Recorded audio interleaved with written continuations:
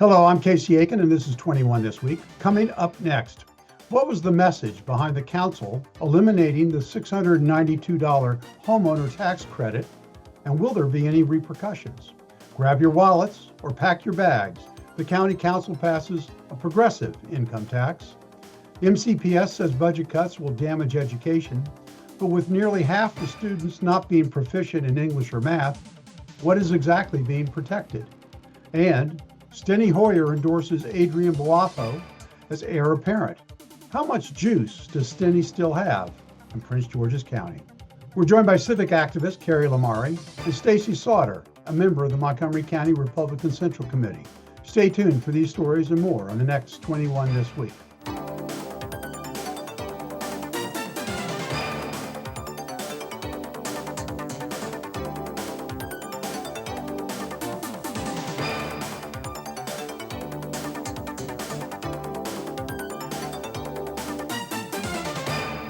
Welcome to 21 This Week. There's a lot to cover today. Montgomery County taxpayers are opening their wallets again as the county council moves towards a new progressive income tax structure while eliminating the annual homeowner tax credit. Panel, the Montgomery County Council voted to eliminate the $692 income or property tax offset credit for homeowners. Cary, more than 192,000 homeowners reportedly received this tax credit. Was the council politically reckless in touching so many people and what so many residents are dependent upon? They weren't just reckless, they were insane, okay? You've got 405,000 households in Montgomery County, housing units in Montgomery County, all right? 1.1 million people. Of that, only 192,000 people are collecting the the income tax, credit. $692. Some people live in $300,000 condos. Others live in $2 million. The guy who lives in $2 million is going to take that $692 and buy 2 months worth of cigars. The one that lives in the $300,000 home, he's going to have to. He might be thinking that he can pay for his heat for the year.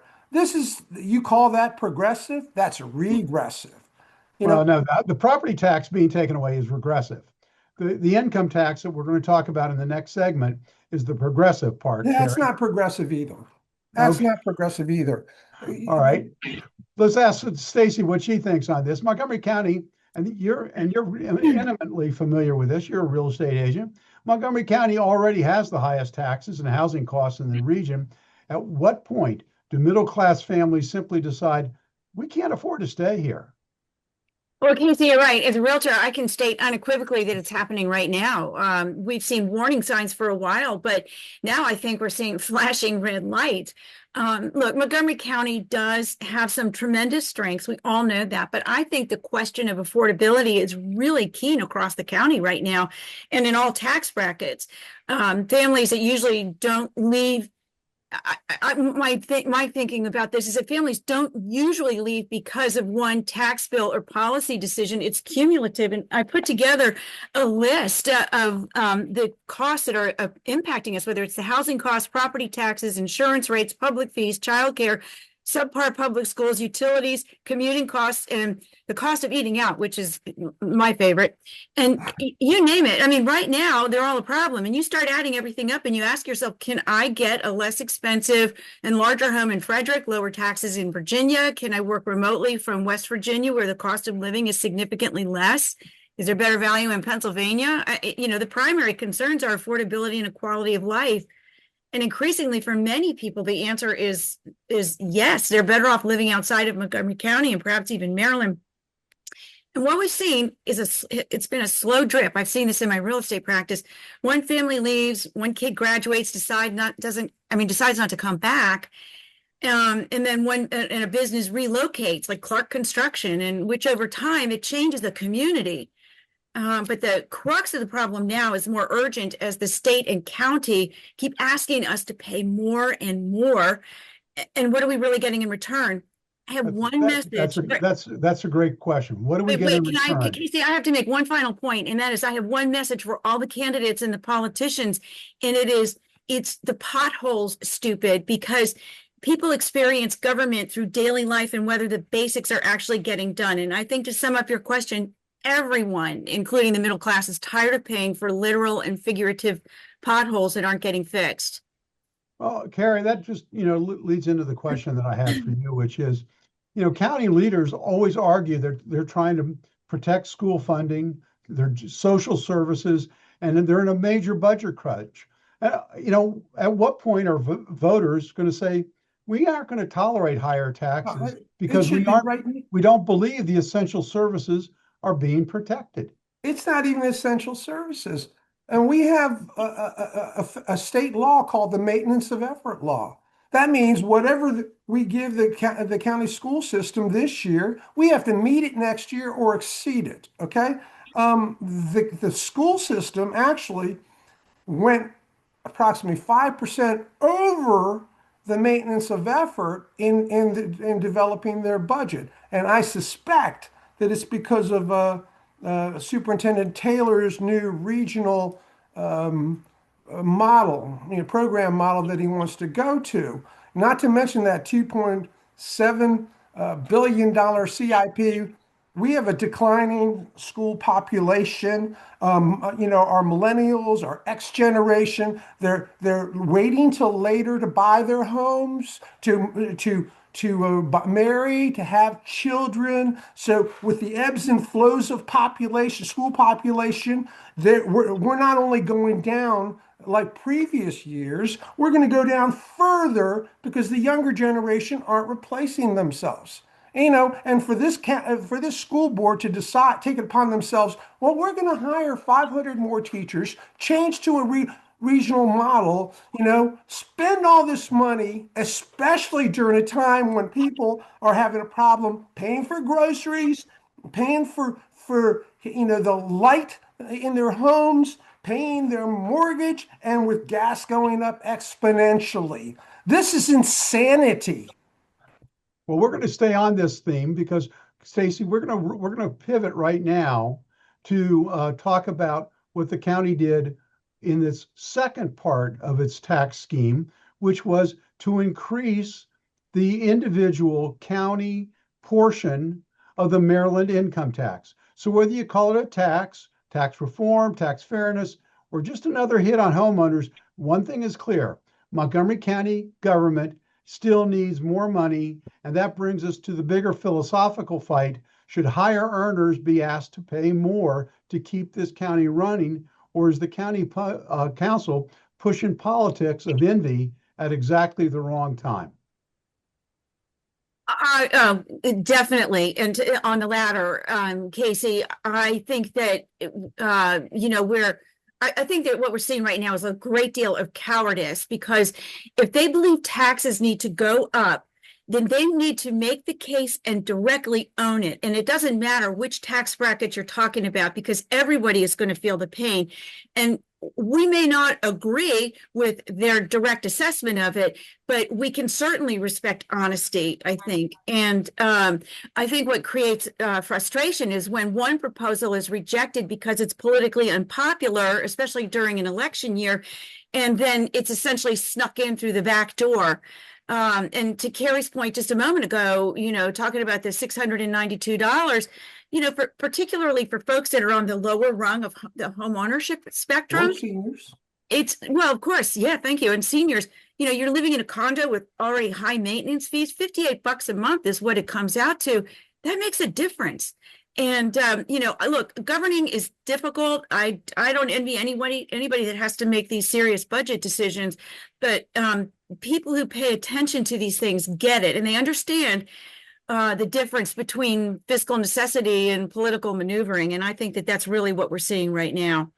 So Cary, in 1999, the General Assembly passed what we all affectionately call the piggyback tax, which was allowed the states to get a 3% portion of the Maryland tax assigned to it. And now then in 2021, the nose of the camel came under the tent when they said individual counties could charge their own rate for the income tax on the piggyback tax. So where are we going with this? I've looked at the progressive rates that they're talking about. It seems to me that quite a few, the majority of taxpayers are already in that higher bracket and not being affected by the lower brackets that have now been created. Well, I don't necessarily think that the wealthy are even the issue here. Do you know how many apartment buildings are owned by LLCs that are in other states?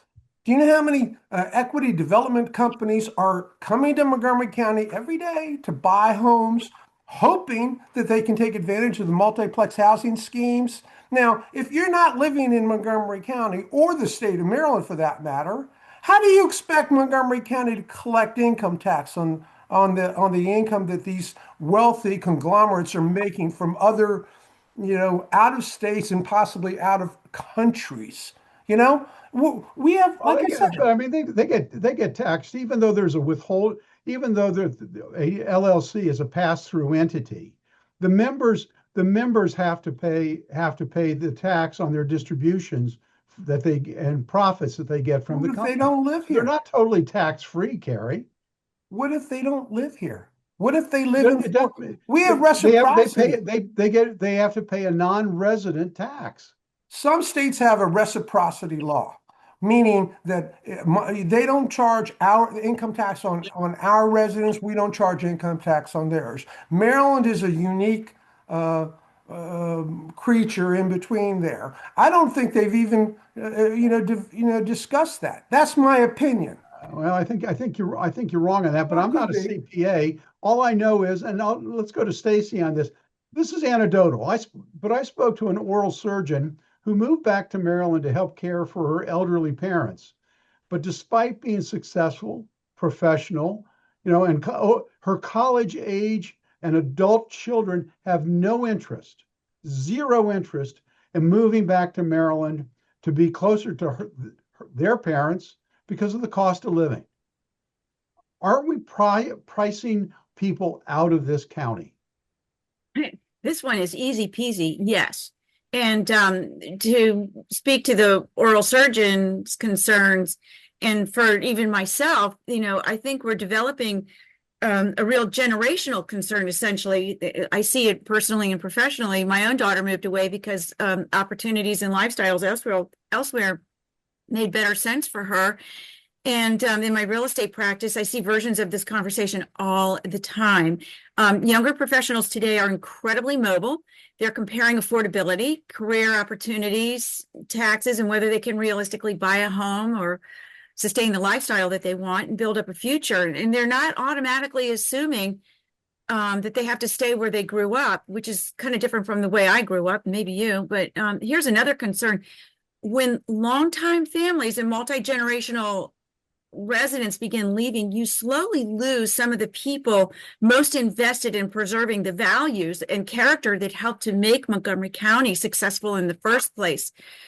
Well, you've got the last. I'm afraid we're running out of time, Stacey. So you've got the last word there. When we come back from this short break, barely half of MCPS students are proficient in English, and a dismal 37% are proficient in math. So why does MCPS always say the answer is mo money? Stay tuned. Our panel of experts will tell you when we come back.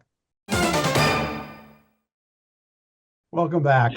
Montgomery County's public schools say proposed budget cuts could mean layoffs, larger class sizes, and fewer services for students. Councilman Will Jawando warned that every possible alternative should be exhausted before cutting school funding. There's a sacred cow there, right? But new state testing data paints a troubling picture about the makeup of our students. So tonight, taxpayers and parents are asking a difficult question. If outcomes remain mediocre despite massive spending increases year after year, what's being protected? Stacey, every time there's a budget crisis in Montgomery County, the sacred cow of the MCPS budget is in shock. When will voters demand improvements and results from the glory and take us back to the glory days of Montgomery County education? Glory days. I think that ship sailed a long time ago, Casey. And for years, Montgomery County has been living off the diesel fumes left in its wake. We built a national reputation for educational excellence, and decades ago, in fact. And I think we've coasted on that reputation longer than we should have. The data is telling us the story. And year after year, we're told more money is needed, yet parents are seeing troubling test scores and increasingly ask hard questions. And at some point, voters stop asking, how much are we spending, and start asking, what are we really getting? And especially if their child is struggling with basic reading and math. I think Montgomery County education needs a resurrection. And that resurrection starts with leadership willing to ask difficult questions and make independent decisions based on students and results, and certainly not from political pressure and organized interests. All right. Well, let me go to Cary on this because I promised him some time in the last segment. Cary, you mentioned maintenance of effort. And that is one of the flies in the ointment here when we talk about education, obviously, because because the state law requires certain budget levels be exceeded every year. So how do you accomplish the conundrum of a falling student population, but having to spend more money on education? I mean, it all goes back to us throwing money. We don't have a budget problem. We've got a spending problem here in Montgomery County. I mean, the fact of the matter is, when the General Assembly gets involved with creating maintenance of effort, with developing a Kerwin Commission report, which Republicans call the plan, and then we have Superintendent Taylor saying, well, none of that's going to work. I need to go to a regional, program, of teaching. So what eventually happens is we end up spending incredible amounts of money, get miserable results, and then the solution is throw more money at it. I mean, we saw that with the electric school buses. How many did we buy? We lost over $5 million thrown away. The government's doing it again with metro buses. I mean, are we sure that these buses, and that's like, what, 300 million? It's just a revolving craziness of a group of people that are not properly. But Cary, we also have a political reality, and this is a political talk show. The political reality is that the teachers union is the most dominant voice in almost every election that you have in Montgomery County. Mm-hmm. How do you counterbalance that voice? And there's no advocate on the county council right now that says let's contain spending. Of course not. They're all dodging the bullet. This is an election year. They need the Apple ballot. They need the school teachers to get out there and solicit votes for them. They need, CASA of Maryland and their army of volunteers. Yes, politics has always been the ugly part of government that is the special interest, allows special interests to supersede the best interest of the public. And I've said that before. Where are the limits? How do we control these things? How do we get unbiased government? That's the age-old problem. So, Stacey, last night there was supposed to be a vote on the county budget, and Council President Fanny Gonzalez decided to hold the vote over till today. And my goodness, the demonstration that occurred afterwards of do your job was amazing. No, I don't know if they were protesting the fact that the vote was canceled or the vote was not in their favor, but there was a lot of disruption last night. As well, there should be. And I think that Fanny Gonzalez took the heat and she deserved it. And that at the end of the day, what we're looking at is education policy, or any of the policies in Montgomery County should not be about empowering politicians. It should be about empowering the residents who live here, whether it's empowering the parents and their children. I would encourage every single voter out there no matter your political persuasion, to please take a close look at all of the candidates, look at their record, and then look at what the newer candidates are promising to do, which is to start turning over all the rocks in the Montgomery County Council and their budget and finally find out where our money is actually being spent and not having these behind the scenes closed door negotiations that Fonnie Gonzalez is fond of. Well, what I asked earlier in the opening was whether there would be any repercussions to what's being done with the tax issues by the county council. And I think we're seeing some voices that are very concerned. I want to go, this is kind of an interesting topic. It doesn't really affect us directly in Montgomery County because this is about the CD5 election in Prince George's County for the replacement of Steny Hoyer. You know, he came out this week and he endorsed a candidate, but the question is, Steny's been around a long time and there are 23 Democrats running for office. So Cary, how do you handicap that kind of a multi-candidate race? You know, I ran for county council and they had like 9 council members in the Democratic primary. Those are incredibly crazy. And let me tell you, an endorsement from someone who's been an incumbent for 45 years, that's really important. Okay. He carries a lot of weight. And the fact of the matter is, you know, the delegate, I can't say his name. I hope you'll help me with that. And in any event. Boafo?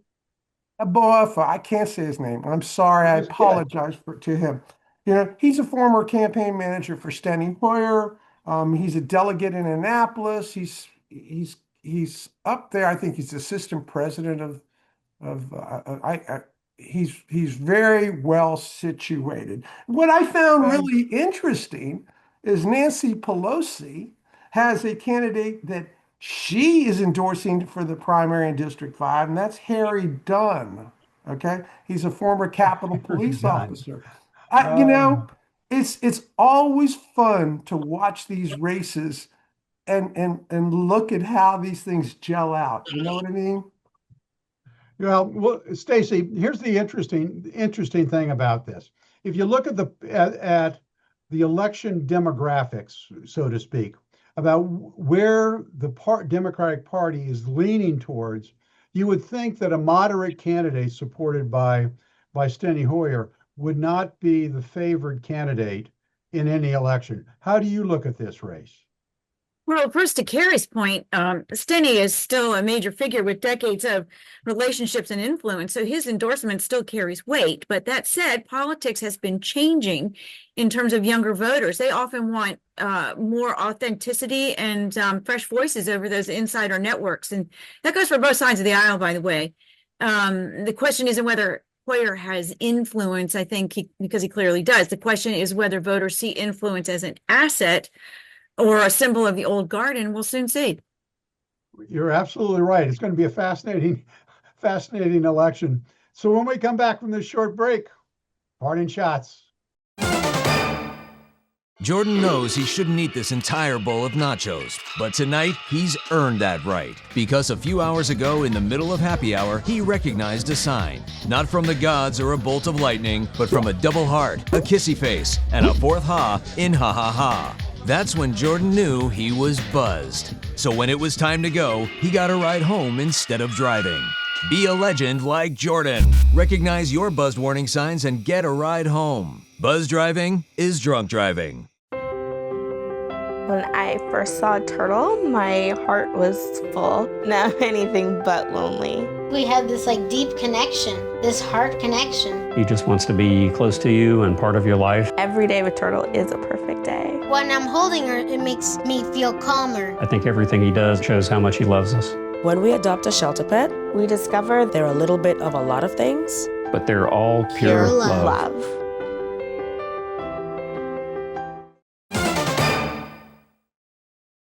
And welcome back. Now with parting shots, Cary Lamari.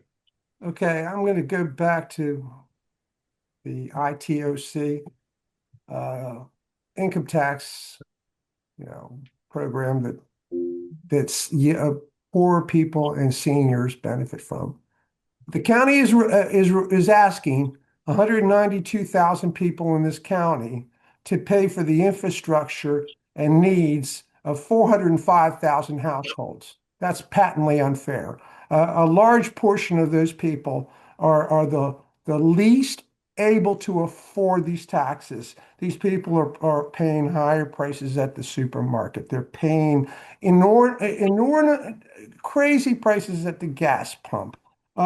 They're paying electric bills that they've never seen in their life, and it's just out of control. Council, please stop pandering to special interest. Stop pandering to the election. Thank you, Cary. Stacey Sauter, your parting shot. Well, Casey, as ever, thanks for having me on the show. And Cary, it's always a pleasure to spend time with you. And primary voting in Maryland has started. Mail-in ballots are out. And my suggestion for all of you who vote that way is please use one of the secure drop boxes to deliver your ballot. Also, early voting begins on Thursday, June 11th and runs through Thursday, June 18th. Polls are open 7 a.m. to 8 p.m. and every day during that time, including the weekend. You can cast your ballot at any polling place in Montgomery County during early voting, but on election day, on primary election day, which is Tuesday, June 23rd, you have to vote in your assigned precinct. Finally, we have a need for Republican poll workers. If you're interested, please reach out to the Board of Elections. Thank you. Thank you, Stacey. And I want to thank you both for being here today. I want to thank the audience for tuning in to Montgomery County's hardest hitting political talk show. For 21 this week, I'm Casey Aiken.